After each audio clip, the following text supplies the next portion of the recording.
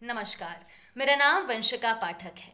आज जिस विषय पे मैं अपने विचार प्रस्तुत करने आप सभी के समक्ष उपस्थित हूँ, वो विषय है विरासत पर गर्व। विरासत पर गर्व हमारे माननीय प्रधानमंत्री श्री नरेंद्र मोदी द्वारा दिए गए पंच प्रणों में से एक है।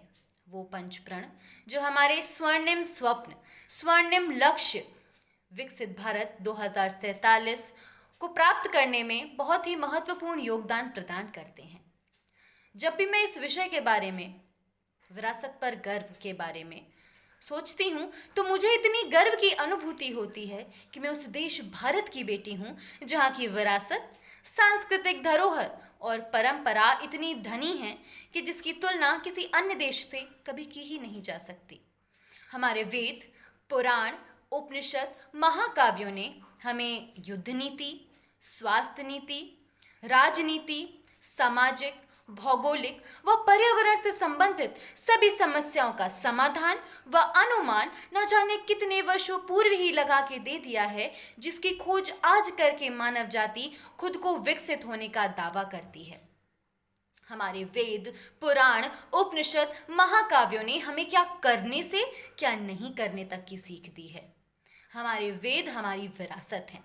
मुझे स्वामी दयानंद सरस्वती की दी हुई वो पंक्ति याद आती है कि वेदों की ओर लौट चलो। मैं मानती हूँ कि अगर आज भारतीय पुनः से अपनी वेदों की ओर लौट चलते हैं, तो वह दिन दूर नहीं जब भारत विकासशील नहीं परंतु विकसित देश बन जाएगा।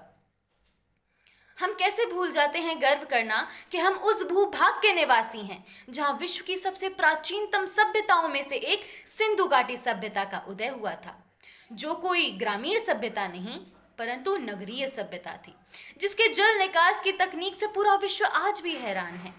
हम कैसे भूल जाते हैं गर्व करना अपने शक राजाओं पर, अपने गुप्त साम्राज्य के राजाओं पर, जिनकी जल सेना व थल सेना इतनी शक्तिशाली और सबल थी कि जिनके आगे विदेशी आक्रांताओं ने भी घुटने टेक दिए थे। हमें अपनी विरासत पर गर्व करना चाहिए। अगर मैं विरासत की बात करूं, तो विरासत में हमें मिले हैं वो मंदिर जो कि साधारण नहीं परंतु बने हैं पजल टेक्निक से, जिसमें किसी गोंद का प्रयोग नहीं किया गया है, परंतु आज भी न जाने कितने तीव्र भूकंपों को वह सह चुके हैं। विरासत में मिली हैं हमें कला, संस्कृति, नृत्य, संगीत आदि। अगर मैं नृत्य की बात करूं, तो ऐसा कोई भी देश नहीं है जहां का नृत्य उस देश के नाम से जाना जाता हो। सभी को कंटेम्प्रेरी, हिप हॉप, सालसा के नाम से जानते हैं, परंतु भारत ही एक ऐसा देश है जहां कश्मीर से कन्याकुमारी तक हर राज्य का अलग अलग नृत्य है, परंतु वैश्विक स्तर पर इसे इंडियन स्टाइल के नाम से जाना जाता है।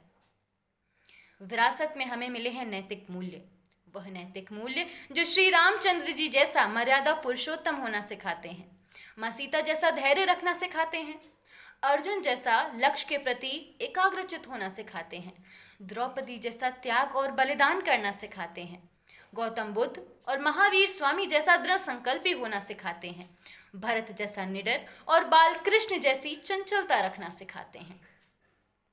आज पूरे विश्व में होलिस्टिक हेल्थ केयर की चर्चा हो रही है। विश्व में जब भी होलिस्टिक हेल्थ केयर की चर्चा होती है या मानसिक तनाव की चर्चा होती है, तब भारत की विरासत, भारत की देन, योग पूरे विश्व की सहायता करता है।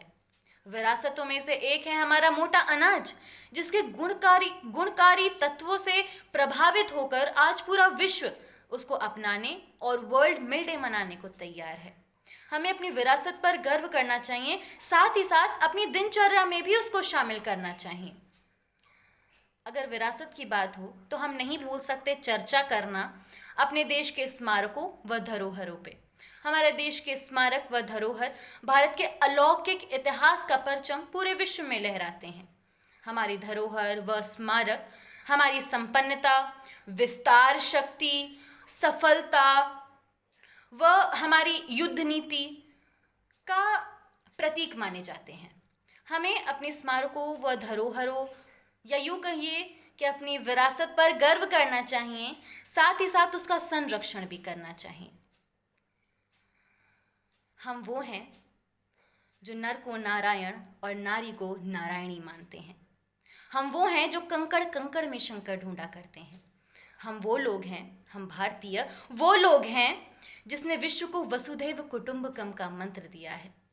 हम वो लोग हैं जो विश्व के कल्याण के लिए, विश्व में शांति स्थापित करने के लिए सर्वे भवन्तु सुखिनः सर्वे सन्तु निरामया का मंत्र गाया करते हैं।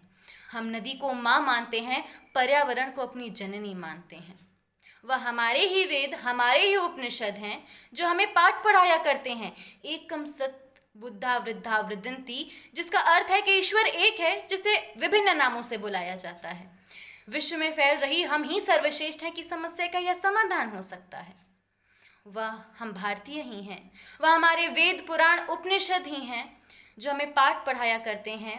यत पिंडे तत् ब्रह्मांडे, अर्थात हर मनुष्य में पूरा ब्रह्मांड समाया हुआ है। हमारे जैसी क्षमता तो किसी अन्य देश की कभी हो ही नहीं सकती। हमारी विरासत हमारा सामर्थ्य है। हमें अपनी विरासत, अपने सामर्थ्य, अपनी क्षमता पर गर्व करना चाहिए।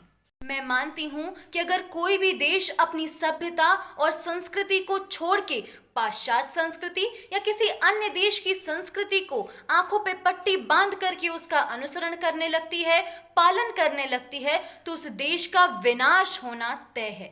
मैं आप सभी से यह विनती करती हूँ, मैं आह्वान करती हूँ अपने देश के हर युवा से, हर भारतवासी से कि हमें अपनी विरासत, सभ्यता, संस्कृति पे गर्व करना होगा, उसका संरक्षण करना होगा, उसको अपनी दिनचर्या में शामिल करना होगा, साथ ही साथ उसका प्रचार भी करना होगा। और इससे ही हमारा विकसित भारत बनने का स्वर्णिम स्वप्न शीघ्र, अति शीघ्र पूरा हो पाएगा। धन्यवाद।